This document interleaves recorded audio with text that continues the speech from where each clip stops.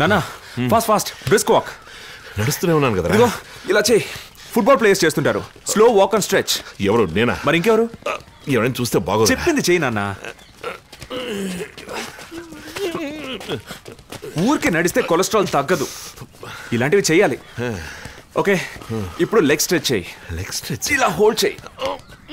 Next leg ఫుల్గా stretch అవ్వాలి. ఇప్పుడు లంచెస్. పోరా, మొదటి రోజుకి ఇది చాలే.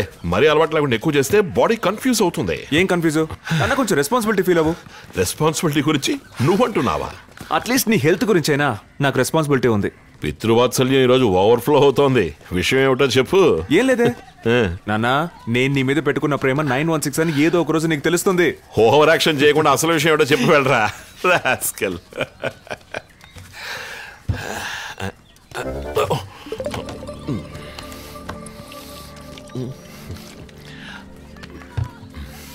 విన్సెంట్ గారే కదా? అవును సార్, మీ షాప్ కి నేను రెగ్యులర్ కస్టమర్ని. ఓ, ఏం చేస్తుంటారు? నేను టీచర్ని. ఏ స్కూల్లో చదువుతున్నారు సార్ మీ పిల్లలు? మా పిల్లలు సిబిఎస్ఈ స్కూల్లో చదువుతున్నారు. రెస్ట్ తీసుకుని చాలు పద. ఇతను మీ బ్రదరా? సార్ గారి 4 పిల్లలు, నేను 3వ వాడిని. ఈయనకి 2 మనవాళ్ళు కూడా ఉన్నారు. ఎర్లీ మ్యారేజ్ కదా. Have a good day. Okay. Early మ్యారేజా? రా. నీ కుళ్ళురా. అవునవును. అందమైన అమ్మాయిలు పక్కన నుంచి నించున్నప్పుడు మీ అమ్మని మిస్ అయిన మాట నిజమే.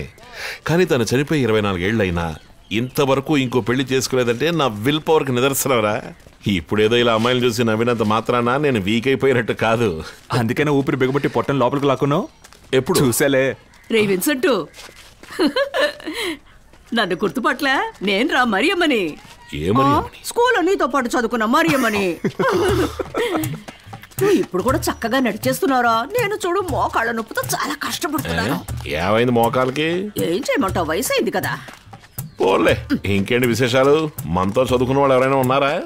ఇంకా కొంతమంది ఉన్నారు. సెబాస్టియన్ పోయిన సంవత్సరం చనిపోయాడు. ఎవరు? మన పోలీసు కొడుకు సెబాస్టియనా? వాడే. ఎలా?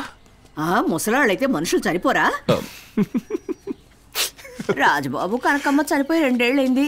తర్వాత నువ్వు లేక నేను, ఎవరికి తెలుసు. ఇంకా చాలా అందరితో ఆపై నేను వస్తా. ఏంటి అంత తొందర? మనం కాసేపు నాకు అర్జెంట్ పనుంది, నేను వెళ్తున్నా. అయితే నేను వస్తాను. నేను టూర్ వెళ్తున్నాను, 6 నెలల తర్వాత వస్తాను. Bye bye bye. మరి ఆ క్లాస్మేట్ చూసినప్పుడు అమ్మని మిస్ అవ్వలేదా? అయ్యేనరా, కానీ మీ అమ్మని కాదు, మా అమ్మని.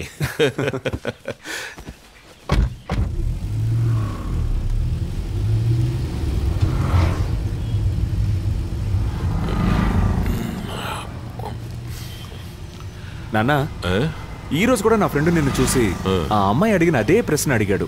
ఏమడిగాడు? మీరు బ్రదర్సా అని. మరి ఉన్నమాట కదరా. నువ్వెప్పుడు ఎవర్ గ్రీన్ హీరోవేనా? My dear Kumar, come to the point. అది నేను ఇక్కడ పెట్రోల్ ధర గురించి ఆలోచిస్తున్నాను. ఇంట్లో అన్ని పనులకి నేనే వెళ్తున్నాను. ఒక రోజుకి కారులో ఎంత పెట్రోల్ పోయిస్తున్నావు? ఓ, బాబు డబ్బులు వేస్ట్ అవుతున్నాయని ఫీలింగ్. మరి బస్సులోనూ నడిచా వెళ్ళచ్చుగా. అది కాదు నాన్న, బైక్ ఒకటి ఉంటే ఇలాంటి చిన్న చిన్న పనులకి యూస్ అవుతుంది కదా. బైకా? బైక్ లేదు గీయలేదు, అది చాలా రిస్క్ రా.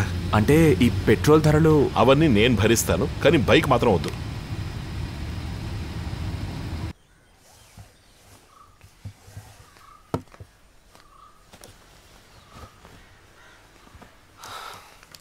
ఇవ్వు.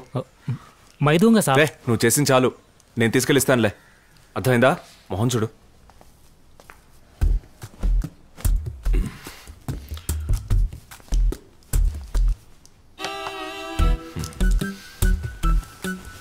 ఆ అమ్మాయి కనుక ఉండుంటే ఈ షర్టు తను తెచ్చి ఉండేది, అంతేగా? అది కాదు, ఒక బైక్ కోసం ఇలా బతిమాలాల్సిన అవసరం ఉండేది కాదు.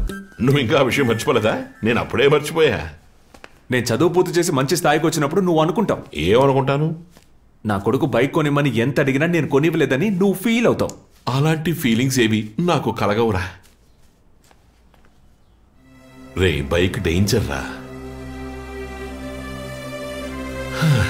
సరే, అయితే ఒక కండిషన్. నువ్వు హెల్మెట్ వేసుకొని చాలా జాగ్రత్తగా డ్రైవ్ చేయాలి. థ్యాంక్ యూ నాన్నా.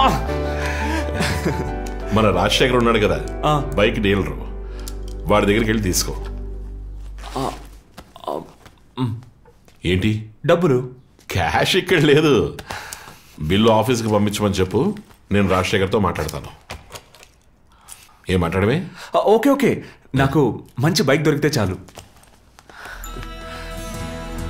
నానా, ఏంట్రా? ప్రపంచంలోనే నీకంటే మంచి నన్ను ఎవ్వరూ ఉండరు. పోరా గాడిద.